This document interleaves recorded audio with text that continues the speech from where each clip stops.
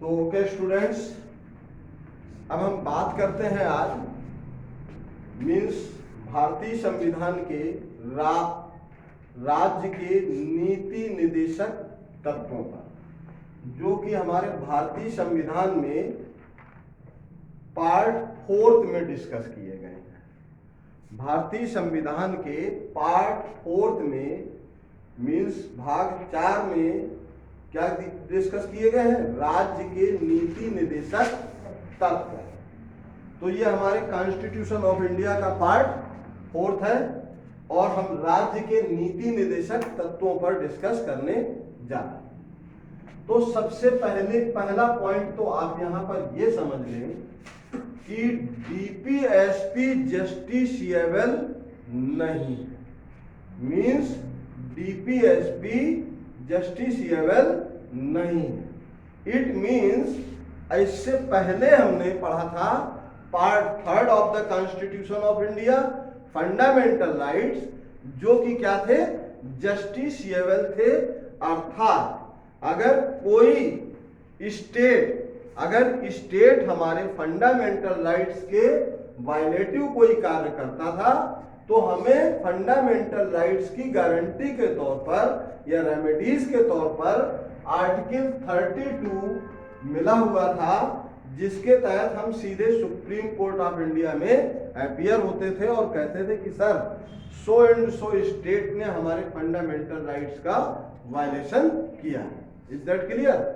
तो यहां पर वहां जैसे कि कई बार हमने कहा कि भाई उस सरकार ने उसकी जमीन छीन ली या उस सरकार ने उसके फंडामेंटल राइट्स के वायलेटिव कार्य किया, तो हम जब फंडामेंटल राइट्स के वायलेटिव कोई कार्य होता था तो फंडामेंटल राइट्स का जो आर्टिकल 32 है, article 32 is known as remedies of fundamental rights, article 32 is known as guaranteed of fundamental rights, means protector of fundamental rights. इसको ये हमारा जो फंडामेंटल राइट्स का क्या रहा है? प्रोटेक्टर्स भी रहा है, गारंटी भी रहा है और एक रेमेडीज मींस एक उपचार के तौर पर भी इसने कार्य किया है। और चूंकि फंडामेंटल राइट्स जो है गारंटीड थे, जस्टिसिएबल थे, तो जब भी कोई हमारे जो है फंडामेंटल राइट्स का वायलेशन करता था तो हम क्या करते थे? सीधे सुप्रीम कोर्ट ऑफ इंडिया में अपीयर हो जाते थे। Is that clear? और सुप्रीम कोर्ट ऑफ इंडिया हमारे साथ जस्टिस करता था। अब यहां पर बात आती है कि डीपीएसपी की जब हम बात करते हैं, राज्य के नीति निर्देशक तत्वों की, तो ये नॉन जस्टिसिएबल है। क्या है? नॉन जस्टिसिएबल है। Non justiciable in the sense, इनको अगर कोई स्टेट अपने डीपीएसपी को फुलफिल ना करना चाहे राज्य के नीति निर्देशक तत्वों के तहत, तो हम उसको कोर्ट में चैलेंज नहीं कर सकते हैं। मींस अगर डीपीएसपी में, जैसे कि जब डीपीएसपी में अगर सरकार ने कहा गरीबी उन्मूलन की बात की, लेकिन अगर वो गरीबी उन्मूलन नहीं कर पाते हैं तो हम क्या कर सकते हैं? हम कोर्ट में उनको चैलेंज नहीं कर सकते हैं। मींस अगर कोई नेता या अभिनेता कह जाता हूं, अगर कोई नेता जो कि नेता का मतलब होता है जनप्रतिनिधि या हमारा रिप्रेजेंटेटिव, अगर वो हमारे पास आता है और ये कहता है कि आप हमको विधायक बना दो, आप हमको एमपी बना दो और हम क्षेत्र में ये विकास करेंगे, और वो हमसे इस प्रलोभन से, मतलब विकास के नाम पर प्रलोभन दे करके किसी तरीके से हमसे क्या हासिल कर लेता है? वोट हासिल कर लेता है, हमसे अपना मत ले लेता है, और इसके बाद वो विधायक या एमपी जब बन जाता है तो जो भी उसने कमिटमेंट किए थे उनमें से अगर एक भी कमिटमेंट को अगर वो फुलफिल ना करे तो क्या हम उसको कोर्ट में चैलेंज कर सकते हैं? नहीं कर सकते हैं। मींस क्यों नहीं कर सकते? Because of non justiciable. क्योंकि ये नॉन जस्टिसिएबल है, इनमें हम कोर्ट में चैलेंज नहीं कर सकते हैं। अब बात आती है राज्य के नीति निर्देशक तत्वों में फिर है क्या, और जब ये नॉन जस्टिसिएबल है तो इनके होने का मतलब क्या है। तो अब आपको हम ये बता दें कि डीपीएसपी डील करते हैं आर्टिकल 36 से लेकर के आर्टिकल 51 तक, राइट। आर्टिकल 36 से लेकर के आर्टिकल 51 तक जो है डीपीएसपी डील करते हैं। अब मीन्स 36 से 51 तक इसमें अनुच्छेद है। अब 36 से 51 तक के अनुच्छेद में जो आर्टिकल 36 है इसमें स्टेट की वही डेफिनेशन दी हुई है जो आर्टिकल 12 फंडामेंटल राइट्स में दी हुई है। मीन्स स्टेट की डेफिनेशन आपको और कहां मिलती है? फंडामेंटल राइट्स पार्ट 3 आर्टिकल 12 में भी स्टेट की डेफिनेशन दी हुई, राइट। और स्टेट की डेफिनेशन सेम डेफिनेशन आपको आर्टिकल 36 में मिलेगी। Is that clear? अब कितने लोग हैं ऐसे जो इनफैक्ट स्टेट की डेफिनेशन समझते हैं? स्टेट की डेफिनेशन क्या है? अगर हम कॉन्स्टिट्यूशनल वे में जाएंगे तो डेफिनेशन अलग मिलेगी, अगर हम लोक प्रशासन के तौर पर इसको देखेंगे तो डेफिनेशन थोड़ी डिफरेंट मिलेगी। Is that clear? तो स्टेट की डेफिनेशन आप में से कोई बता सकता है क्या हमको? हमने वैसे तो फंडामेंटल राइट्स में भी स्टेट की डेफिनेशन दी थी, आप में से कोई बता सकता है? मैडम आपको पता है स्टेट की डेफिनेशन? स्टेट क्या है सर, आपको पता है? स्टेट की जब हम बात करेंगे तो स्टेट का जो मेन काम है काम ये है कि जो वहाँ की जनता है उसके लिए अच्छे काम करने, डू एंड डोंट जो है ना उसमें सारे स्टेट्स के लिए आते हैं। लेकिन स्टेट्स की जब बात करेंगे हम तो वो डिफाइन हो जाती है कि वहाँ पे राज कौन सा है। नहीं, अब हम आपको बता रहे हैं, आप सही कह रहे हैं, लेकिन थोड़ा सा इसको जो हम जब डिफाइन करेंगे तो सबसे पहले तो आप ये जान लीजिए कि स्टेट वास्तव में है क्या। आर्टिकल 36 ये डीपीएसपी का टॉपिक है, means part 4 of the constitution of India, और आर्टिकल 12 जैसा कि हमने बताया ये fundamental rights means part 3 of the constitution of India. Basically इन दोनों में स्टेट की जो डेफिनेशन है सेम। स्टेट का जो लॉ मेकिंग वर्क होता है, जो स्टेट का क्या काम है? टू कंस्ट्रक्ट कॉन्स्टिट्यूशन, जो कॉन्स्टिट्यूशन को बनाना मतलब निर्माण करना, और लॉ मेकिंग वर्क जो है किसमें? पब्लिक इंटरेस्ट में, पब्लिक वेलफेयर में जो लॉ बनते हैं वो जो है क्या कहलाते हैं? स्टेट कहलाते हैं। अर्थात चाहे कोई भी गवर्नमेंट ऑर्गेनाइजेशन हो या प्राइवेट ऑर्गेनाइजेशन हो, चाहे गवर्नमेंट इंस्टीट्यूशन हो या प्राइवेट इंस्टीट्यूशन हो, all those institutions which have or have the right to make its own constitution which can't overlap constitution of India is known as state। Means वो सभी चाहे वो government institution हो या private institution हो जो अपना कॉन्स्टिट्यूशन बनाने का अधिकार रखते हैं या बनाते हैं, अपने कानून बनाने का अधिकार रखते हैं, वो क्या कहलाते हैं? वो सभी के सभी स्टेट कहलाते हैं। ये चीज क्लियर हुई कि नहीं हुई? मतलब चाहे वो देखिए गवर्नमेंट इंस्टीट्यूशन या प्राइवेट इंस्टीट्यूशन, इन दोनों अगर कोई भी इंस्टीट्यूशन है चाहे वो गवर्नमेंट हो या प्राइवेट हो, अगर ये क्या रखते हैं? अपना कॉन्स्टिट्यूशन बनाने का अधिकार रखते हैं, अपना कॉन्स्टिट्यूशन बनाने का अधिकार रखते हैं, लेकिन अपना लॉ बनाने का अधिकार रखते हैं। तो यहां पर ध्यान देने वाली बात यह है कि आप ऐसा कोई लॉ, ऐसा कोई कॉन्स्टिट्यूशन ड्रॉप्ट नहीं करेंगे जो हमारे कॉन्स्टिट्यूशन ऑफ इंडिया को ओवरलैप करता हो, तो वो जो है क्या है? एक स्टेट। Is that clear? नहीं समझ में आया? जैसे कि मोहिनी जैन के केस में हुआ था, Mohini Jain versus state of Kerala. इसको आप ऐसे समझ लीजिए, डीपीएसपी के हम सारे आर्टिकल डिफाइन करेंगे, पहले डीपीएसपी का वो तो समझ लीजिए इंट्रोडक्शन। तो Mohini Jain versus state of Kerala के केस में क्या हुआ। मोहिनी जैन जो है क्या थी, एक उत्तर प्रदेश मेरठ की रहने वाली एक स्टूडेंट थी, मेडिकल स्टूडेंट थी, एमबीबीएस की, राइट। मोहिनी जैन क्या थी, आप यहां पर ध्यान दें, मोहिनी जैन उत्तर प्रदेश के मेरठ जिले की रहने वाली एक एमबीबीएस स्टूडेंट थी, या यूं कह लो कि उन दिनों जो एग्जामिनेशन होता था सीपीएमटी का, means combined pre medical test, या आजकल उसको जो है अलग नामों से देने लगे हैं, सीपीएमटी की जगह नीट वीट कुछ कर दिया है, लाइक दैट। तो इन्होंने एक एग्जाम क्वालिफाई किया और इनको means all India medical exams को क्वालिफाई किया था, एंट्रेंस एग्जामिनेशंस को क्वालिफाई किया। इनको जो है कॉलेज मिल गया केरला का, कॉलेज मिला, मेडिकल कॉलेज कहाँ पे मिला, केरला में मिला। अब केरला में जब ये जो है वहां पे एमबीबीएस में एडमिशन लेने के लिए जाती हैं, तो केरला यूनिवर्सिटी ने इनसे कहा, मोहिनी जैन से, कि ठीक है तुम एक काम करो, 5 लाख रुपए जमा करो। कितने रुपए जमा करो, 5 लाख रुपए जमा करो, आपका एडमिशन हो जाता है। अब मोहिनी जैन ने यहाँ पे 5 लाख का नाम सुनते ही ऑब्जेक्शन कर दिया।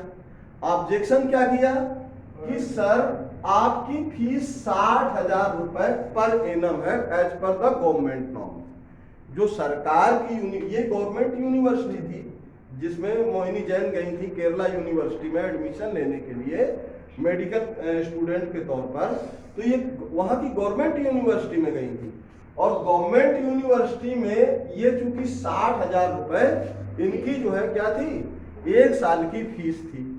तो अगर मैंने एमबीबीएस प्रीवियस ईयर में आई हूं तो मुझसे 60,000 रुपए ही तो लिए जाएंगे, 60,000 रुपए ही तो लिए जाएंगे। तो आप मुझसे 5 लाख किस ग्राउंड पे मांग रहे हैं? तो उन्होंने कहा क्योंकि आप केरला की मूल निवासी नहीं है, क्योंकि आप केरला की मूल निवासी नहीं है, इसलिए आप बाहर से आई हैं, तो एक कंडीशन तो ये है कि आपको पूरे 5 साल की फीस एक साथ जमा करनी पड़ेगी। दूसरी कंडीशन ये है क्योंकि आपसे हम 1 लाख रुपए से कम नहीं लेंगे, आप बाहर से आए हैं। तो हमने चूंकि अब्रॉड के स्टूडेंट्स के लिए, जो बाहर से आने वाले स्टूडेंट्स हैं, उनके लिए ये फीस निर्धारित की है कि बाहर से कोई आएगा, वो केरला से बाहर का आएगा तो हम उससे 1 लाख रुपए लेंगे और 5 साल की इकट्ठे ले लेंगे, क्योंकि कहीं ऐसा ना हो कि आप इस साल तो एमबीबीएस कर रहे हो, अगली साल आप ना करो तो हमारा एक सीट हमारी बेकार हो जाएगी। ये उनकी अपनी दलील थी। तो मोहिनी जैन ने कहा कि सर हमें ये दोनों बातें आपकी समझ में नहीं आई, क्योंकि जब भी हम किसी स्कूल में, कॉलेज में एडमिशन लेते हैं तो भैया हम जिस साल पढ़ रहे होते हैं उसी साल की तो फीस देते हैं, जिस महीने में पढ़ रहे होते हैं उसी महीने की तो फीस देते हैं। अगले महीने से शायद हम पढ़ाई ही बंद कर रहे हो। हम राइट और रॉन्ग? मींस कुछ स्कूल वाले 3-3 महीने की लेते हैं, वो भी जो है अनकॉन्स्टिट्यूशनल प्रैक्टिस है, मींस गैर संवैधानिक तरीका है, ले लेते हैं, बात अलग है, क्योंकि पेरेंट्स भी इतनी जद्दोजहद नहीं करते हैं। तो होता क्या है, इनसे कहा गया कि भाई आप 5 साल की जमा कर दो, तो बोले कि भाई जब हमें पढ़ना इस साल है, अगली साल जब नंबर आएगा तब की तब देखेंगे, अगली साल स्थितियां क्या रहेंगी, अगली साल की परिस्थितियां क्या होंगी, मैं जीवित रहूंगी या मरूंगी, वो एक बाद की बात है। लेकिन फिलहाल तो हमें जो है इस साल की फीस आप सबमिट करो हमसे और हमें पढ़ाना शुरू करो। सेकेंड थिंग, 1 लाख रुपए क्यों लेंगे आप, ये तो भेदभाव कर रहे हैं।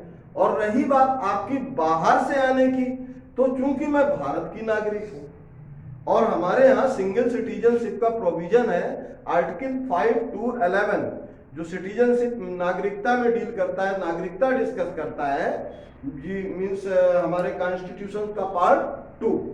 तो वहां पे हम चूंकि भारत के नागरिक हैं और यहीं पर हमारा आर्टिकल 19 इसी फंडामेंटल राइट्स पार्ट 3 का ये कहता है कि being an Indian citizen we can move anywhere और एवरीवेयर इन इंडियन टेरिटरी।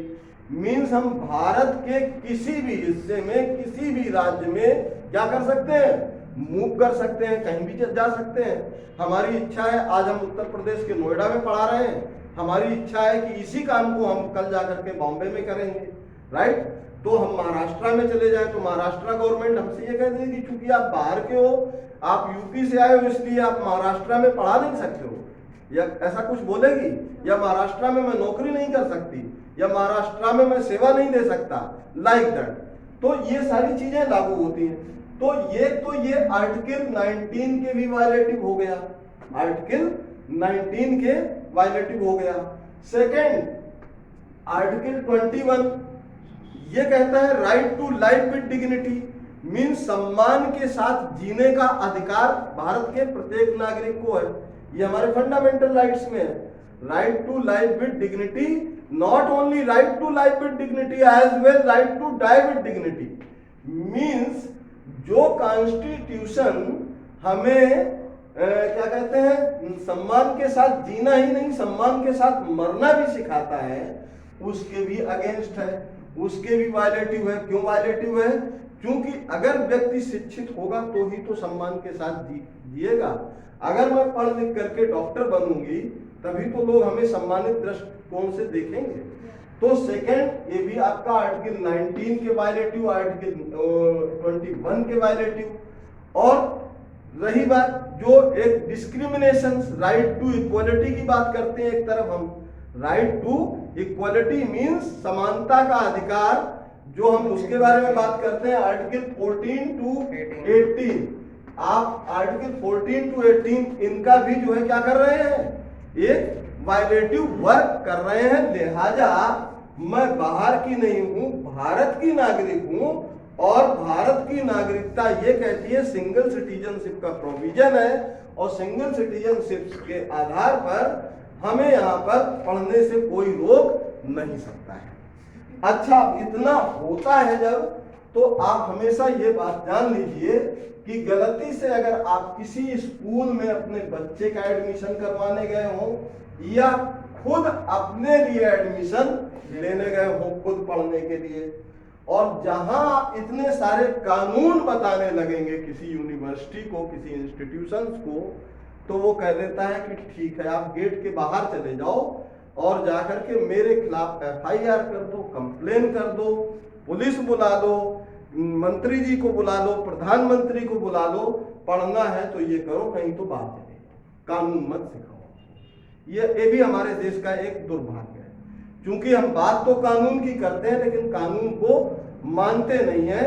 हम हमेशा ये उम्मीद करते हैं कि सामने वाला लॉफुल रहे, और अगर हम अनलॉफुल भी हों तो हमें लोग झेलें। जबकि सर वो प्राइवेट कॉलेज नहीं है, जबकि वो प्राइवेट कॉलेज नहीं है, तो या जबकि हमारे यहाँ स्टेट की ये डेफिनेशन है कि चाहे वो गवर्नमेंट इंस्टीट्यूशन हो या प्राइवेट इंस्टीट्यूशन हो, किस तरह का कानून नहीं ड्रॉप्ट कर सकता है।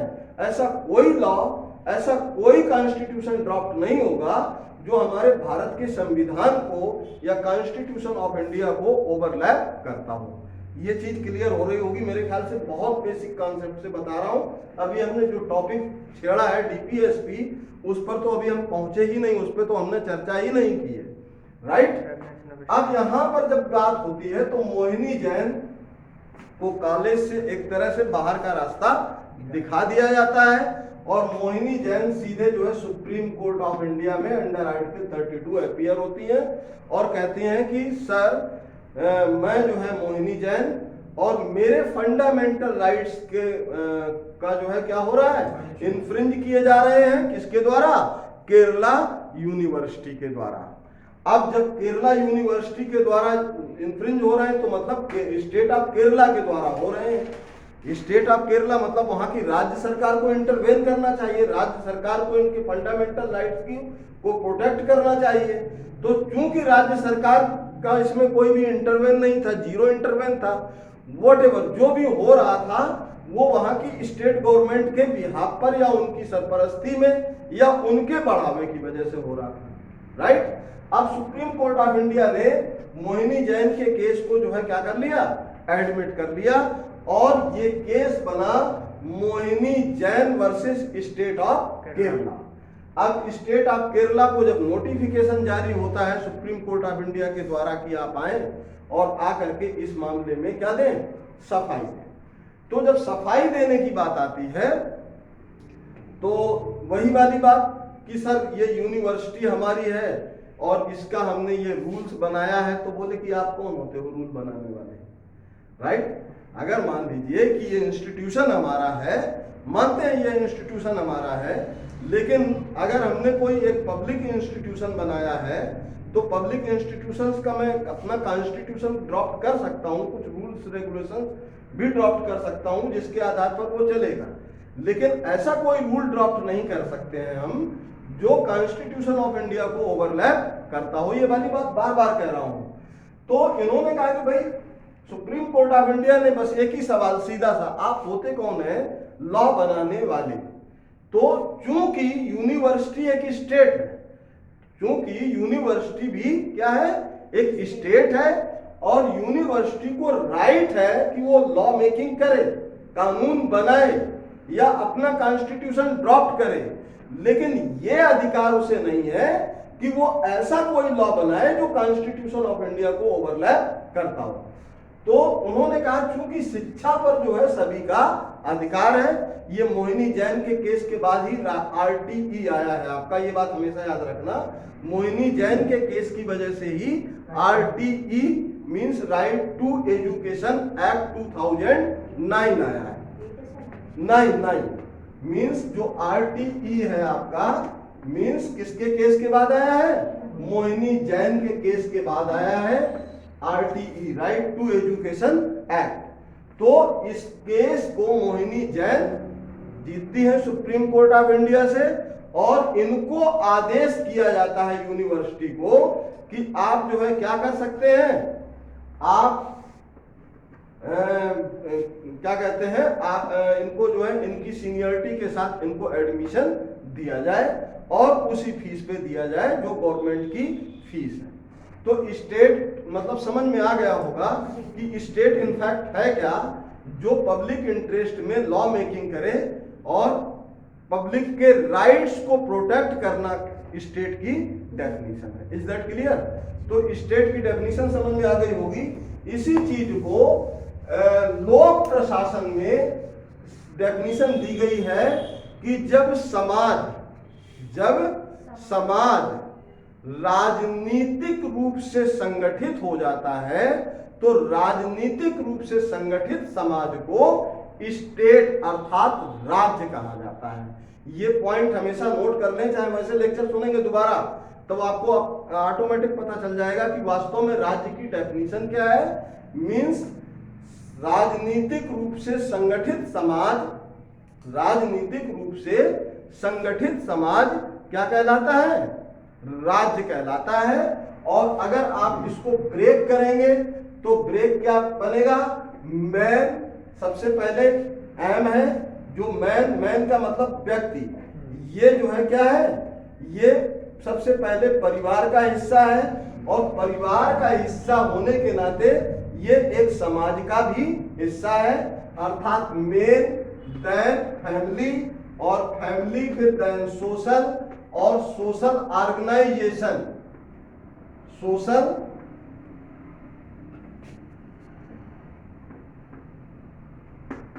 ऑर्गेनाइजेशन और सोशल, ये जो ऑर्गेनाइजेशन है तो social political organisation, social political organisation, अर्थात जब समाज राजनीतिक रूप से संगठित हो जाए तो क्या बन जाता है, इक्वल स्टेट, ये स्टेट बन जाता है, स्टेट को डिफाइन करता है। Is that clear? तो मेरे ख्याल से स्टेट की डेफिनेशन आपको बहुत अच्छे तरीके से समझ में आई होगी कि स्टेट क्या है, जब समाज राजनीतिक रूप से संगठित हो जाए, और राजनीतिक रूप से संगठित तो वही आर्टिकल 12 आर्टिकल 36 भी आ जाता है। जब राजनीतिक रूप से संगठित होता है तो क्या होता है, सोशल वेलफेयर में राज्य काम करता है, समाज के हित के लिए जब राज्य काम करने लगे तो राज्य